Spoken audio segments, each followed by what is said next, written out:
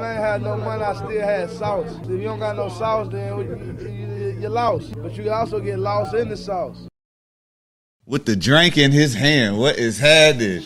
Man, we back at it, man. SauceTV, man. We back in the house of Bel Air, as you can see, man. Shout out to my Vion family, man. Make sure that you sip responsibly. This episode is sponsored by Sovereign Brands and Vion. Shout out to Brett Barrett. Shout out to Ross. Shout out to Zoe. You already know, man. And as always, we bring on individuals that have that sauce, you know what I'm saying, you know, in various areas, you know what I'm saying. It could be artists, you know what I'm saying, it could be athletes, it could just be people who doing amazing things, man. And I got somebody who I've met about 2 years ago. Yeah. 2 years ago, she came in the studio and she really just stole the show. You know what I'm saying? And Asia Nae, welcome, beautiful. What's up? Hello, I'm grateful to be here today. What's up? Shout out to Sovereign Brands. You know, we rocking with the home team. Yep. Yeah, we outside. We done landing with the vibes today. Yeah. Yes.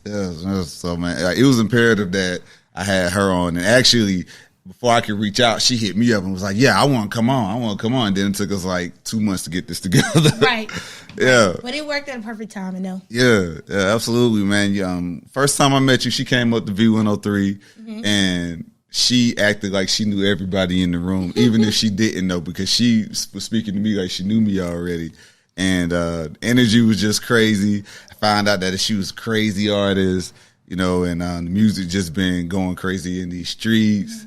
And I really wanted to just start from the beginning, man. I want everybody to know about Asia Nae. Okay. So where are you from? So I'm going to just give you the whole story because I control my narrative. So I be trying to, tell everything. So first, I was born in Maryland, right? Maryland. Okay. Maryland. Yeah, down up top. What they say? They say up top. Okay. So I was born in Maryland. I moved to Atlanta at a very young age while I was a baby. Grew up on the west side, Magnolia Park. You know what I said? Yeah. So that's where I grew up at till I was 8. Then I moved to the south side. And that's why I kind of embody the south side. That's why I really just rep the south side because I feel like that's where I really learned myself and I really grew up. So yeah. South.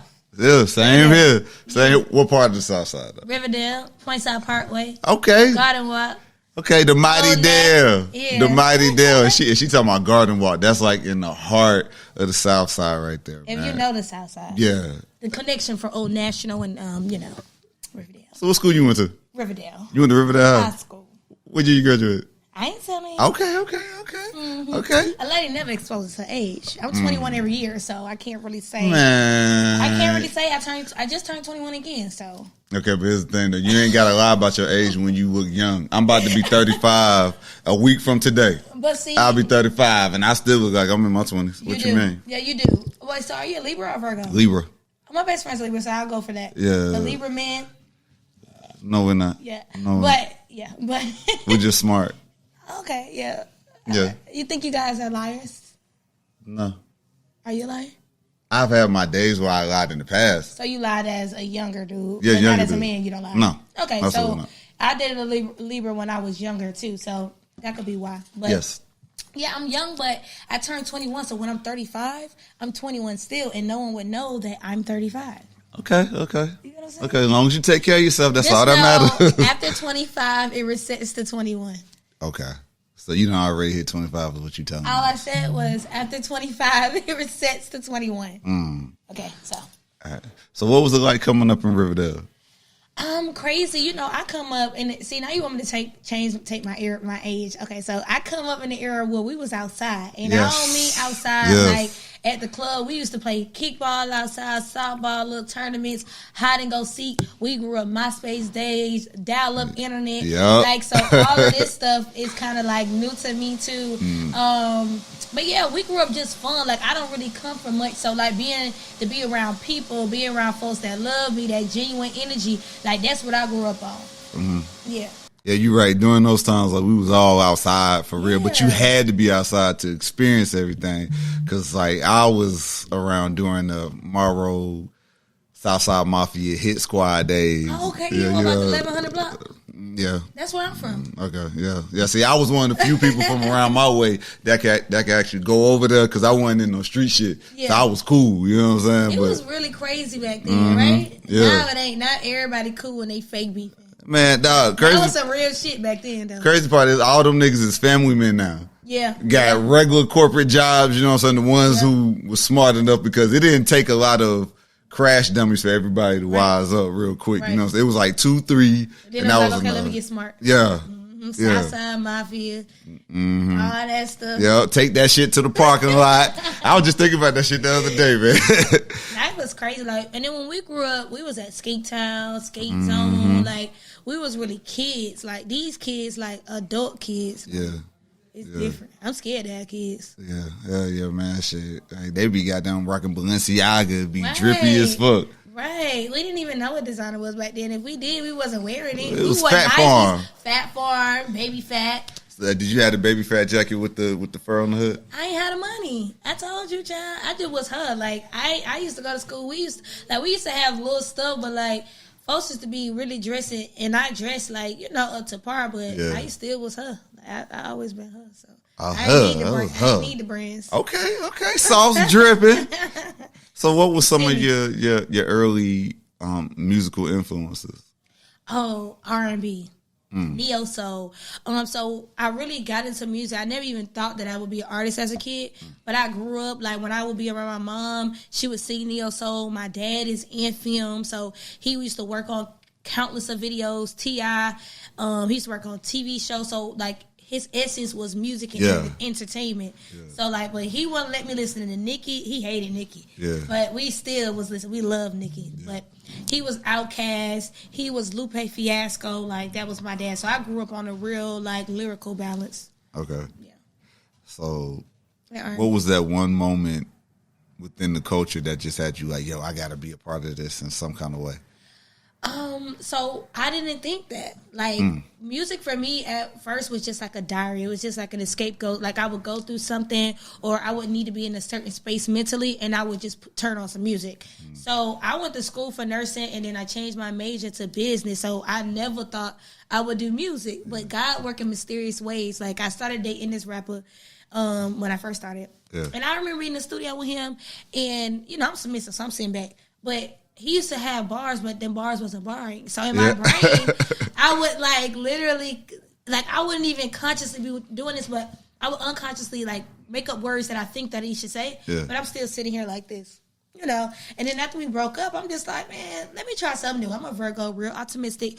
My brother was making beats, turned on the voice memo, just started like, because I knew how to write poems too. Yeah. English was my favorite subject. Yeah, same here. So from there, it was just like, damn, this shit sound good. And then I linked up with this dude, Beatman, and then it was up. It's been up since then. So you were sitting in the studio the whole time with your ex-boyfriend who was rapping and he couldn't rap, and you didn't want to ghostwrite for him? I wouldn't say he couldn't rap, but it just wasn't given all the way. Like, and he still hasn't really went above that curve. He's still trying to do what he was doing then. So it was like, you know. Yeah. But at that moment, I was just there. Like, I wasn't thinking I want to be an artist, nor did I think my opinion mattered, nor, you know, I wasn't really, really confident in what I could have said. Yeah. So, you know. Yeah. Okay. But you just shot past him, and he just still here, and you just went like, okay, nigga. Yeah. Damn. So you didn't bring that up when y'all broke up, did you? Like, you didn't say no shit like, you can't rap, no shit like that? Hell no. I don't put men down. Okay. Yeah, no. But I know he see me like, damn. We didn't cross paths for a while, but now he blocked on my Instagram, so. Why you block him? Because I can't see lame shit, and I can't allow lame shit to see me. You got to see me from a fake page, you know? See, I'm the type of person, because I actually just went through a situation like this with a previous entanglement. I'm the type. Yeah, I mean, like. Did she think it was an entanglement? I actually used to refer to her as my ex, and she would get mad at me because we was never officially together. But okay, entanglement, that's the verbiage you want me to use. That's that Libra energy. Continue. She had the best time of her life. Anyway. But like for me, it's just like, I want to block you, but I really want you to see this shit. Yeah. So it's like, man, you know what? As long as we ain't communicating, we good. You know what I mean? Yeah, but the thing about it is, they're going to always see it because they're going to make fake pages. I just came to that realization. Like, I know that you're not watching me from your page, but I know you're watching me. Like, I have that, like, nostalgic, like, relationship with people. Like, people can't really get over me fully. Okay, we're going to get this. I'm just saying. It's the truth. You know, when you just have that good thing, and it's like, damn, I'm still searching for you and other women, and you'll never find it because I'm just her. There we go. Again, her. Okay. So back to the music. Okay. So your brother was making the beats, and you just turned on the voice memo one day, and you just went off. Yeah. Damn. Yeah. So did you put that song out, the first song that you did, or? I think I recorded it. So for a minute, I wasn't putting music out. I was just literally investing myself into it because I was in a club at the time too. So I had already dabbled with the hair company. Yeah. I had a clothing line. I had a stripper clothes line. So it was like, what's next? So I was just dibbling in it for a minute. And I had a brother who owned the studio. Yeah. So I would just go to the studio. And then when I got to the point, like, I would be in the studio first 2-3 times. They're like, man, this shit hard as fuck. So, you know, that's building you up, too. Yeah. So then, after a while, I'm just like, I got to release some music. Yeah. So, yeah. All right. So, what was the first song that you dropped, though? I don't even remember what's the first song I dropped. The first song I remember dropping is What You Need. Yeah. All right. And what was that experience like for you? Like, what was the response that you got back? It was good. It's always, like, as time gone, it's already, like, graduated, like, continued to evolve, but people always fucked with it, though. It never was like a post and then nobody responded or I didn't get views or people didn't repost. Like, they fucked with it. Yeah. So it kind of sounds like you already had people fucking with you before you even started dropping music. So, it was quick for you to build that fan base because they fucked with you as a person, you know what I mean? Yeah. That's what's up. But, like, that's actually one of the keys to success for anybody who wants to be in entertainment or media or anything, you know what I'm saying? Because it's like you already kind of have a fan base, or somewhat of a support system. So with those first people, you can either just add to them or you can lose the ones that you got. Right. You know what I mean? Right. The beginning is the easiest, though. Because, like, the beginning is when you build the blueprint. And then, like, as time goes, you have to figure out your way through the blueprint. Yeah, so the beginning is the easiest part. You know, it becomes where you like, how do I continue? How do I continue? Like, that's when it becomes like, okay, be strategic about it. Yeah, and actually that is a great way of breaking it down because I just hit 10 years in media last month, and literally that's really what I've been thinking about, you know what I'm saying? Like, it's the fact that, okay, you done made it to 10, you made this a full-time job, but now it's like, what do you do from here? Right. How do you get over the hump? Yes, exactly. You know what I'm saying? Like, how do you get you another 10 years? Right. And how do you get more money in these next 10 years than what you already made in the past? Because it's like if you get to a certain point, then you kind of know how shit work. Right. It's just that you got to figure it out for you. Yeah. You know what I'm saying? So you're right. You're right. Yeah, but like in the beginning, it don't feel like you building the blueprint. Right. You know what I'm saying? Especially if you like literally putting your blood, sweat, and tears in it, you won't even really see your growth. Like you won't even know. Like me, I have to, and I still haven't sat back all the way and looked at like, damn, I done did this much because it ain't really time for that for one. But for two, you could be moving so much, you forget you even climbing. Facts. Like you just really like climbing, and the people around you will tell you climbing, but when you really in this shit, it won't feel like you climbing because it's like I want more, I want more, unless you're a stagnant type of person. Yeah. And that's the thing is like it's about being able to control your desires amongst all of that too. Yeah. You know what I'm saying? Definitely. Yeah. That's very interesting. It's good that you like you already got this mindset, but that explains, you know what I'm saying, like how you've gotten to where you've gotten like thus far. You know what I'm saying? So, like, what has the process been like for you, though? You know what I'm saying? Because as an artist, you know, like you start dropping music, you start trying to figure out what you can do, even though like you kind of had a little bit of insight already. Right. But, you know, like, what was it like for you when you first started working those records? So, I can't even really take the full credit because I am signed to Break 'em Off Music Group. Shout out to my label. And they've helped me a lot as far as dropping music, because when I was dropping, I wasn't strategically dropping, nor I was like doing everything on my level that I could do it. So it's like I couldn't sit down and buckle in as an artist fully because I was like, okay, how do I work the record? How do I do this? Who do I need to know? All of these things. Yeah. So once when I got with my label, they kind of helped me structure this plan a little bit more. And they put me through artist development with Bone Crusher. Like, so during the whole time of the pandemic, the first 6 to 8 months, I was studio, gym, artist development, studio, gym, artist development. So after that, that's when I was able to drop music. And so while I was going through that, I was kind of like, how do I drop content? How do I build more fans? Like that was my whole level of thinking. So I didn't really have to gear into how do you drop music, because that was them. Like they made that plan for me. So really, I just focus on the content and carrying out the plan. And it's rare that you hear artists talk about artist development, because that's like a non-existent thing these days in the industry. So what was that like for you, going through artist development? Oh, child, it was different because for one, my label, they threw me in like to the wolves. It was like sink or swim, right? Yeah. So I would go there every day. It would be Bone and his wife's story. Shout out to them, Bone Crusher. Yeah. So at first, you know, I'm coming from the club. I've never really performed like that. All my performances was really, really like mediocre. Yeah. So it wasn't really like shaping me to the artist who I am today. So I would go up there. He would be like, he wouldn't say nothing. He would just like perform. So I would go up there and perform, look crazy as hell, twerking, doing all this. He like, you're everywhere. Like, you know what I'm saying? Control. Like, he taught me how to control the crowd. He taught me how to, like, really engage, how to really lock in. And he like, you know, do you want to be an MC or do you want to be a cute girl up there dancing? I'm like, I want to be an MC. So he kind of walked me through that. And I ain't going to go into detail because artists ain't getting this. But I'm going to just say one more thing. What was, like, the best thing he did? Building a storefront. He's like, how do you want your store to look? Meaning, how do you want the world to perceive you? What kind of brand do you want to create? Because music isn't just music. So it's like you got to figure out the different entities in which you can make the most out of this, because when your time comes, it's a certain amount of time and then it move on to the next person. So that was the best thing he ever like taught me, was just knowing my storefront, creating that, what that looks like for me, and just locking in with myself. So shout out to Bone Crusher. Damn, that's amazing. That's dope. And shout out to Bone, man, because Bone really be moving around. He be moving around, but you know, like, he's really like a silent assassin. You know what I'm saying? And he's so loud when he performed, right? Yeah. So I didn't know him, but from that. So when he was talking to me, him and his wife sitting like this. They got a notepad, all these. They sitting like this. So what do you? So I'm like, every day I'm going to them, I'm nervous because we talk for about an hour. Then we run shows, continuously run shows. Like it was a thing. It was like boot camp. I won't lie. And then I would leave there and go to the studio. So yeah. Mm-hmm. But they got you prepared for how you need to move as an artist. Yeah, you know what I'm saying, full time, because.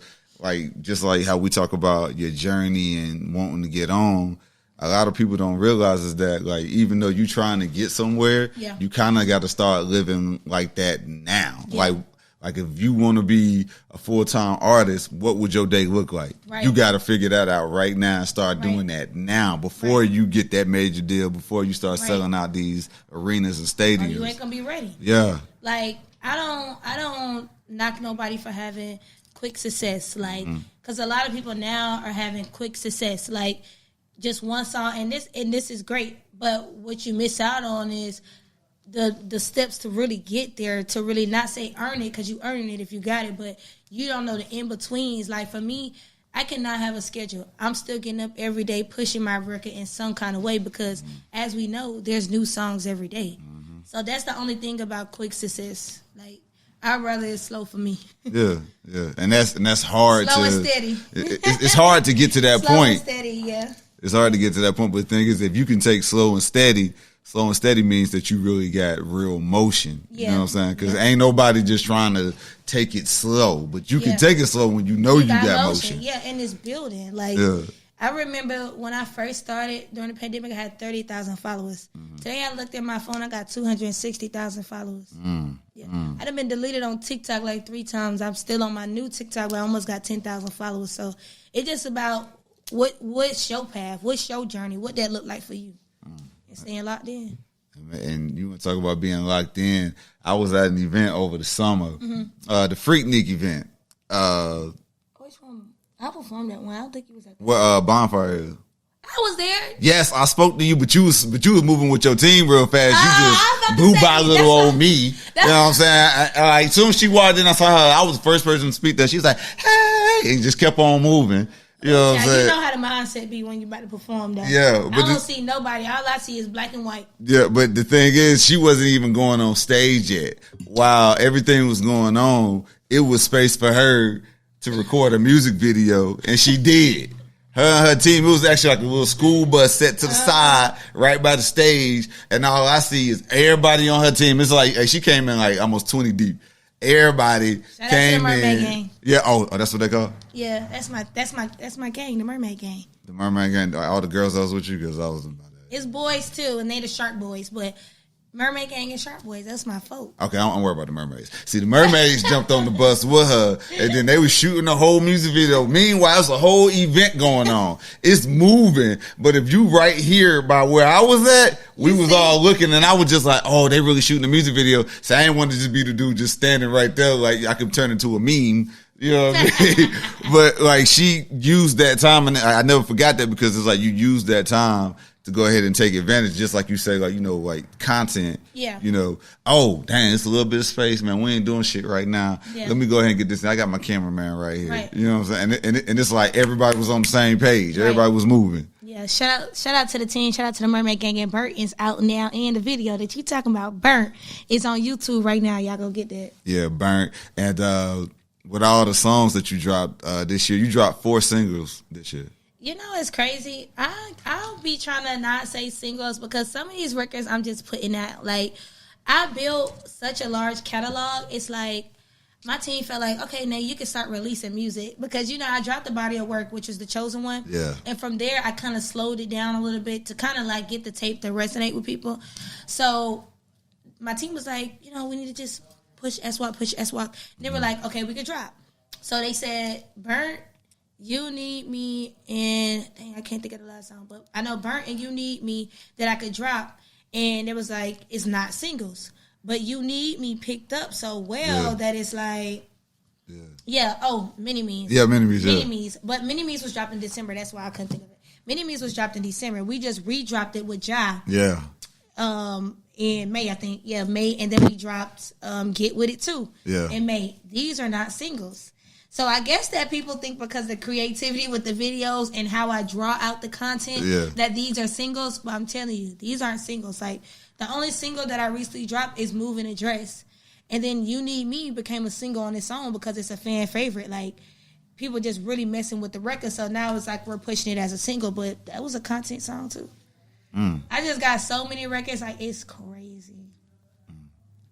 Yeah. So... You moving around, you dropping so much music.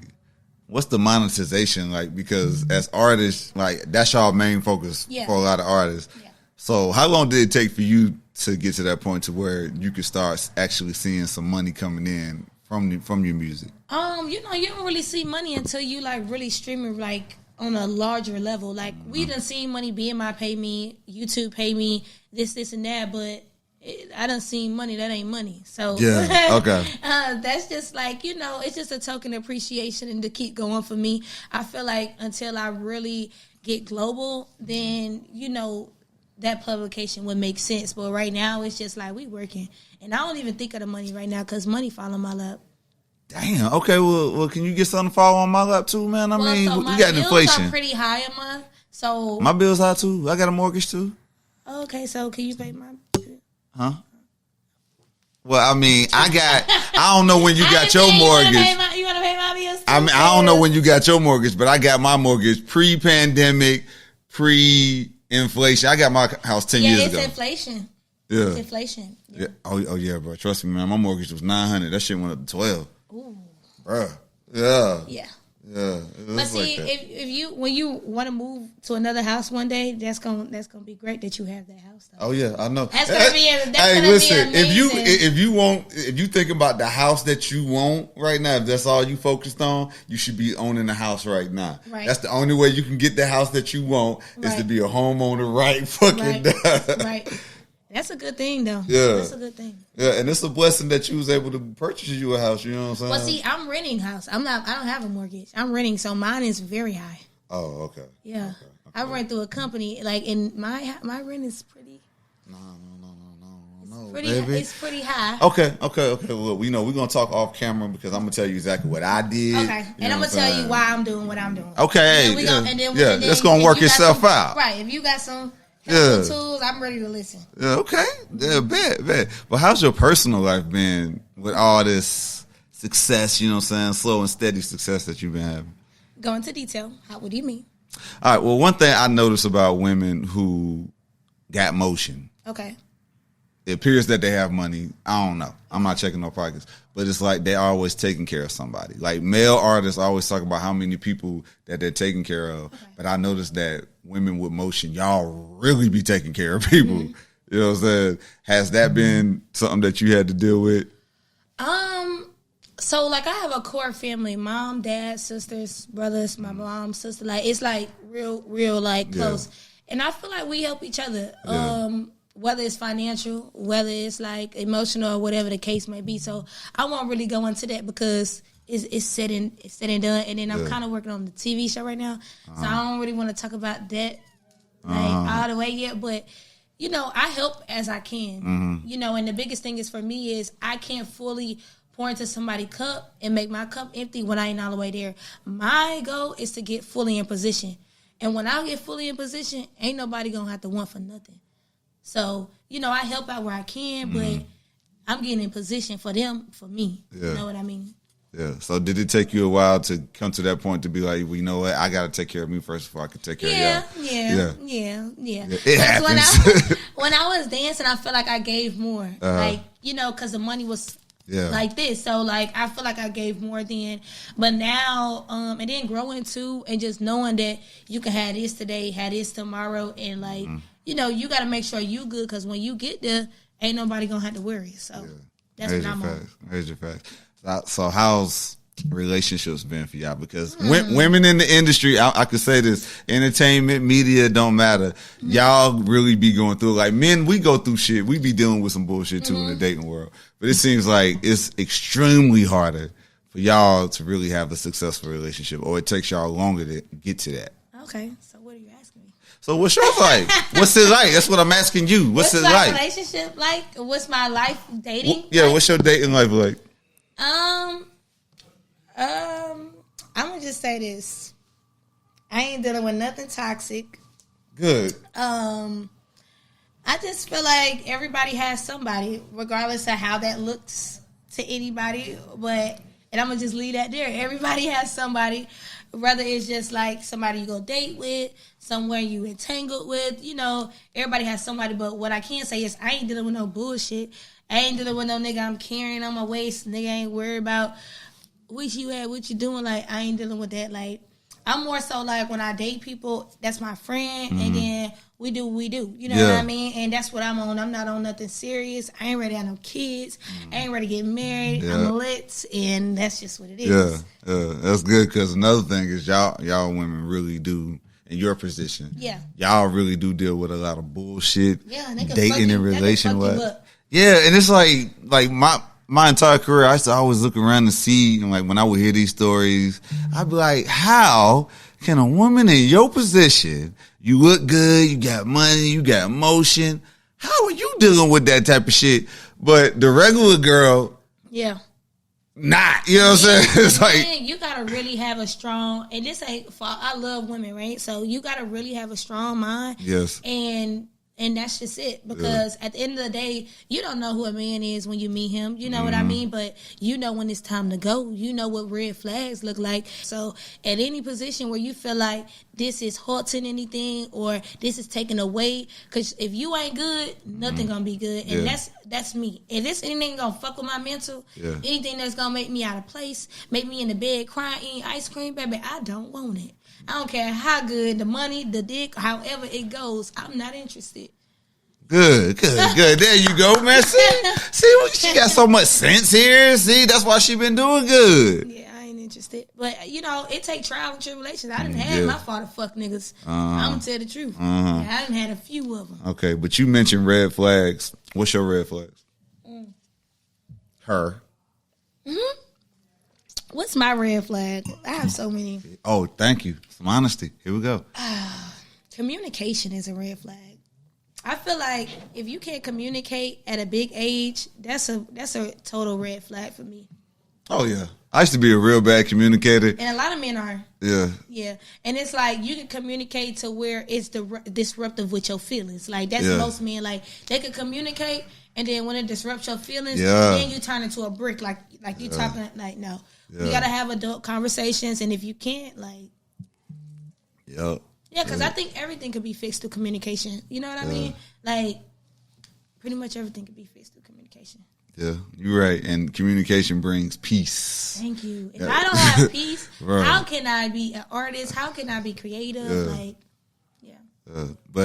But you staying creative though. So what's going on with the upcoming projects and things that you've been dropping? So I have a new mixtape that I am putting together right now. It's called Hurricane Nae, my sophomore mixtape. Super excited about it. It's going to have some more melodic songs on there than the last tape. I've been in my melodic bag lately. So super excited about that. You know, I just dropped Moved in the Dress featuring Tiny. Just dropped shout out to Tiny. Shout out to the boy Tiny.